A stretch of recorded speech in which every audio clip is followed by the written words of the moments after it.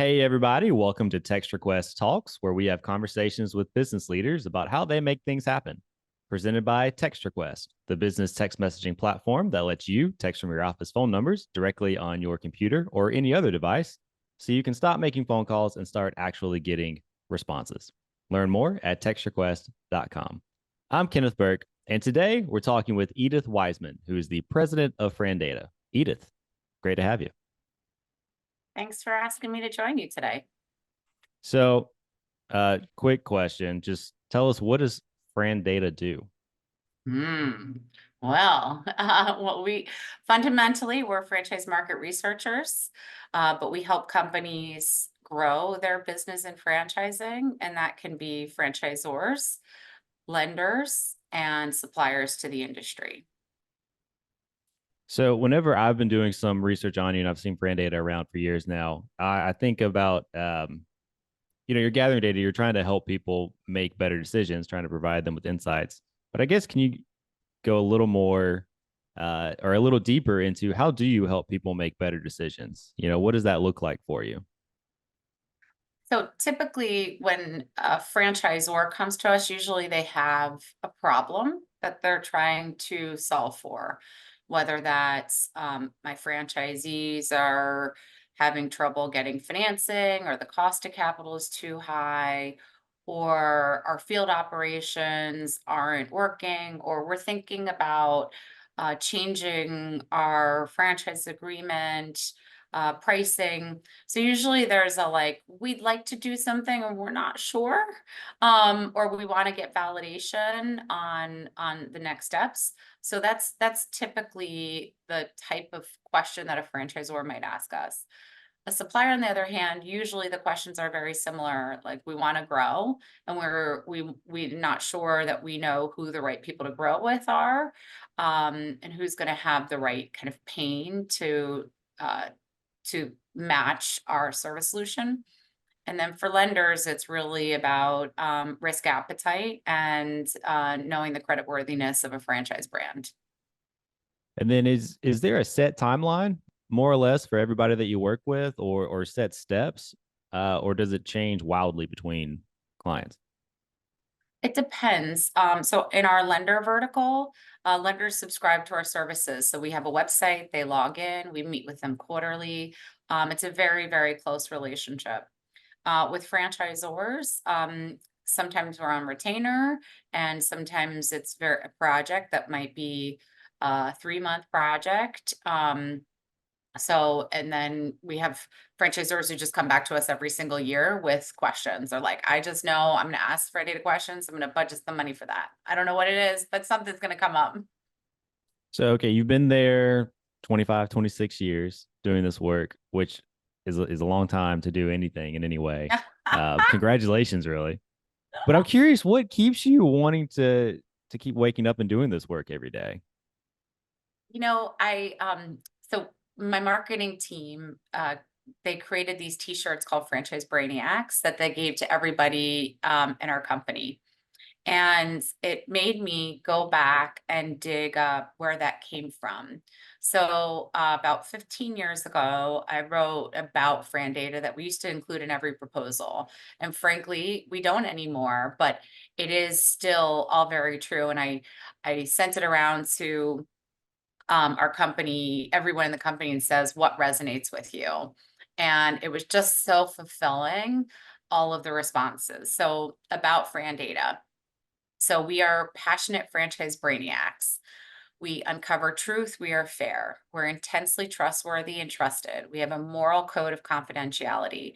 We don't research to sell more. We research to enable meeting and exceeding business objectives. We understand that what we do affects lives. It's very personal. It's not just business. We do not strive to be controversial, but accept that some outcomes could be misconstrued. We celebrate our wins. We celebrate our clients' wins. We promote our clients even more than they know. So the returns of being a FRANdata client are far and beyond calculated returns. We care about each other. We collaborate, and we do not keep information ourselves. We want to educate our colleagues on everything because we know two brains are better than one. And we will not allow a client to be dissatisfied. And everybody just kind of came back and said, this is what resonates, this is what resonates. It was just really powerful. So like a culture that is completely embracing each of those values is what keeps me here. How do you go about creating that culture? I love everything you just read off, by the way. But yeah, what is there anything you can point to day that you do to enable that, or maybe even certain people who help push that forward? So I think one of the things that we actually put in this year, just to kind of formalize it, is called training and learning as a habit. And so we're telling people that your development and your learning is very important to us, because we're in a very specialized business. But at the same time, it crosses 230 subsectors. So there are nuances that require continual learning, because it's not the same in food service as it is in a home-based business. And so there's a pretty steep learning curve, and we know that about what we do. And so I think that that is one of the, I think the fundamental things that builds the culture. But it's also just um, there's a the leaders in charge. They exemplify it, right? Like we're constantly sharing information. We're a very transparent company about our financials. So it's like the little things too actually matter. Uh, how does it play into hiring? I guess, do you have a list of criteria maybe whenever you're interviewing people or whenever other people on your team are interviewing that uh, folks have to meet kind of those attributes, or do you give a personality test before you hire anybody, or just, I guess, walk me through that? I'm always curious. We don't get it right all the time. So that is for sure. And one of the downsides of our culture is we're slow to fire. So but the what you will hear from every hiring manager first before you hear is about whether they fit into the culture before we talk about the actual skills. So that's always the first thing that we discuss. And there are questions, that I typically ask in an interview, that kind of throw people off a little bit. Like you're talking about technical questions, and then I'll be like, "Oh, hey, your mom just walked in the room. What three words would she use to describe you?" And then they're like, "Oh, huh?" It's just like complete shift. Sometimes that falls poorly because I might have run into someone who doesn't have a good relationship with their mother, or lost their mother. So I can also hit a sensitive spot. Yet at the same time, it gives me the opportunity to actually learn a little bit more about them. And so they might say, "Oh, like my mom's no longer around," and then we can get a little bit more personal, if they're open to it. So, so yeah, so trying to like really understand who they are, even in the very first interview as a primary versus doing a technical skills, a test, so to speak. You were talking about continual learning as one of those attributes or one of the actions you put into place daily for your culture. And I'm curious for you personally over the years, what have you done to continually learn and improve and expand your skill set? Well, so before children, um, I would get up in the morning, and go to a coffee shop and read industry magazines. And then after coming home, I would read things about the technical things like sales skills. I'm a podcast junkie. There have been classes that I've taken over time, but I'm a big believer in acquiring knowledge on my own. So like I like taking a class just to have a framework. But then like the majority of the learning is happening through like self direction. Are there any um, community groups or networking groups or any coaching that has been helpful, or has it been mostly kind of the self-led approach? So, it's interesting. I find that I have this really unique opportunity to talk to people and go to conferences, right? So I'm learning at conferences while also doing my job. But when I talk to customers, they're teaching me every day. And so, like, part of our culture is if there's something that we learn from a customer, we're trying to share that with other people. So I feel like most of the amazing, like, words that people use, they actually give it to me, and I'm just like a mouthpiece, right? So I remember being on a call with a customer, and he said, "Oh my gosh, you guys are like the holy grail of multi-unit information." And I'm like writing down, I'm like, "That's the most beautiful thing I've ever heard." Like, just you encapsulated what I've been trying to say for 15 minutes in like 5 words. So I'm a marketer, right? And so a lot of times for marketing messaging, because we can get as a people group, we marketers can get so buzzwordy, and really high on our own creativity. But I love doing exactly what you just said, where you can go through a conversation with somebody or try to explain a concept to them, and then just ask them to repeat it back. And it's always so much better than what I would say the first time. Yep. The other thing I think we do that's helpful is a lot of times when we start an engagement with a customer, we say up front, like, "I'm gonna get a testimonial from you." Like I want you to know that what I'm gonna learn from you, what kind of impact we had on your business, and I'm setting that up, that expectation from the front end. And then they basically say, well, okay, you better live up to what I and it gives the opportunity to get that like learning at the end as to like what the actual effect is versus what the original intent of the effect was. Switching gears a little bit. So you've been doing this work and seen the internet uh bubble burst. You've seen the crisis of '08 and '09. You've seen COVID, everything in between and after. What has been maybe the biggest change that you've seen along the way, or are there a couple of things that have changed drastically?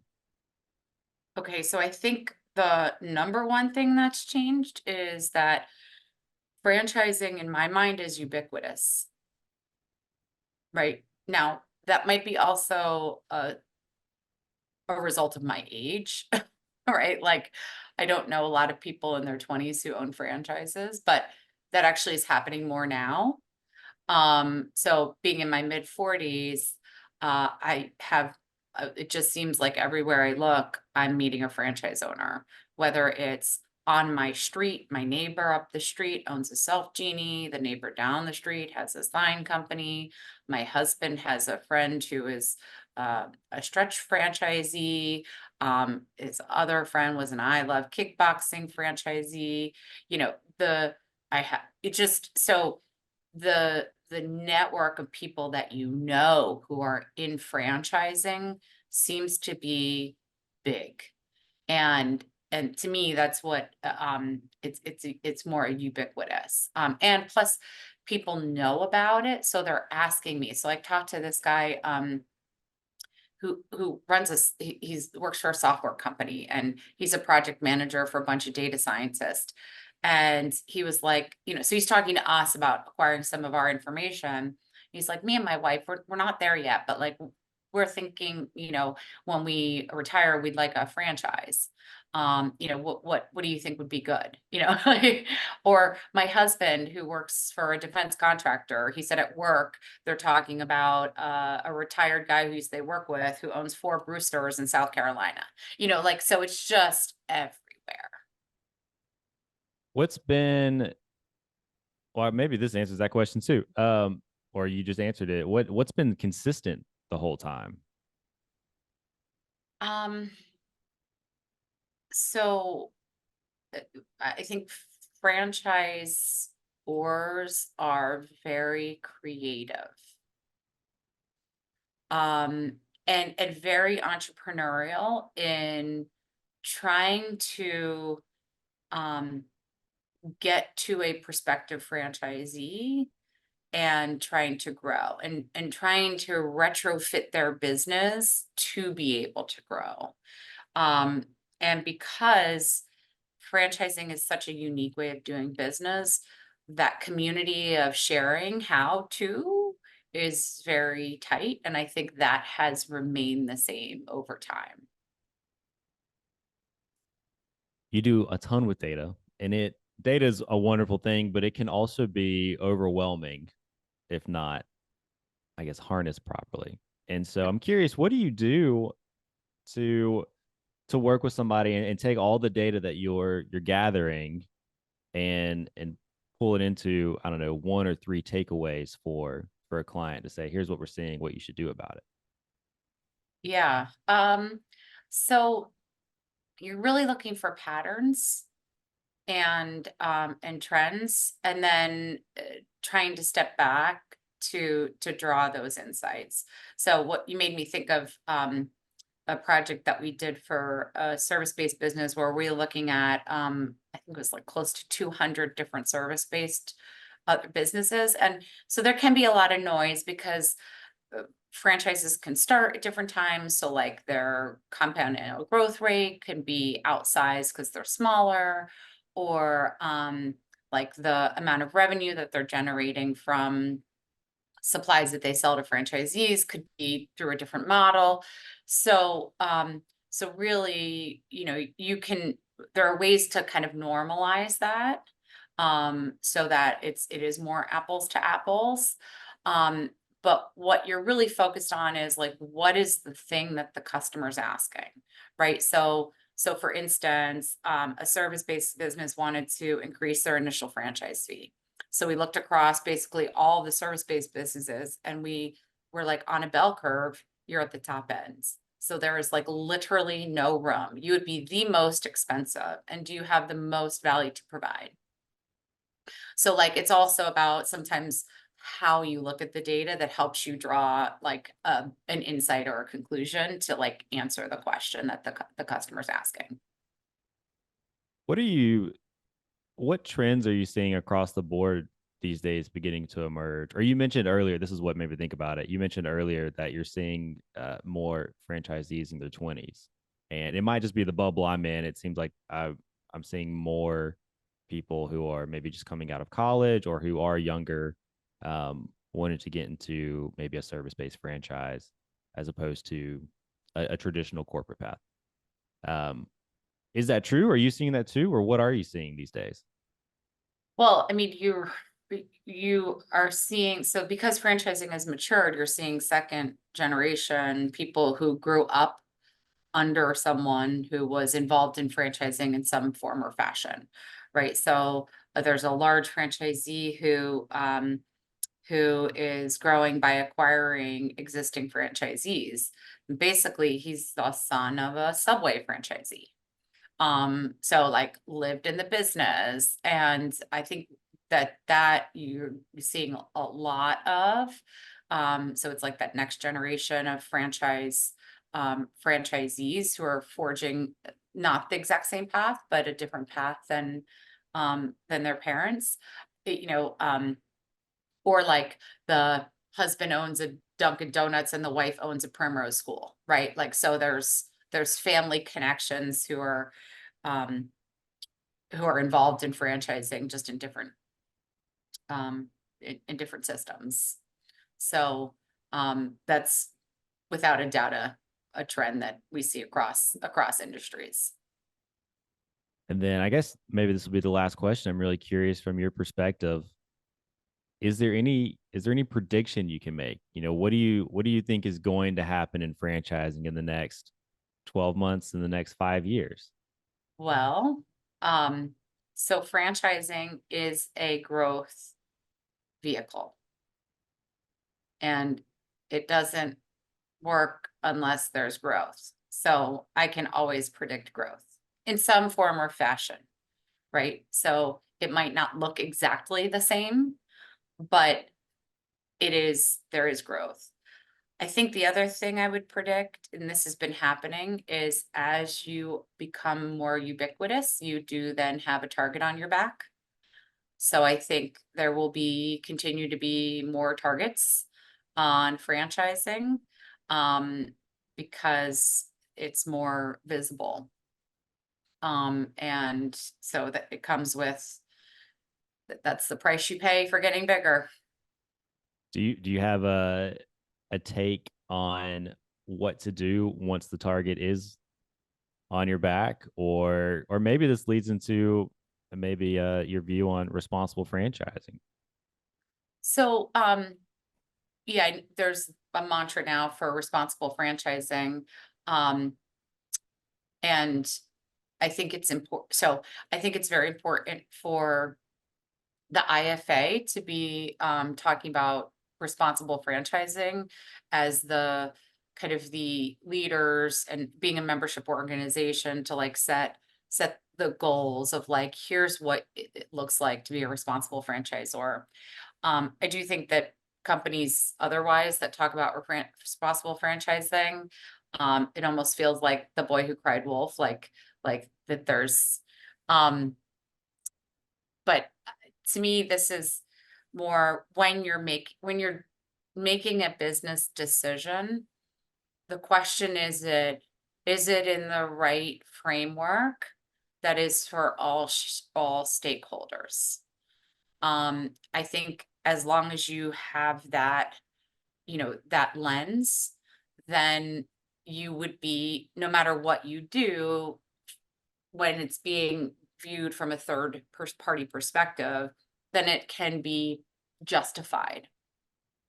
So if there are things that are being done that if someone else knew about, that they might say, okay, so let's say you finance your franchisees and the interest rate is 18%, right? Like, and you're targeting minorities, like that might be something that a third party would view as not not the right thing to do.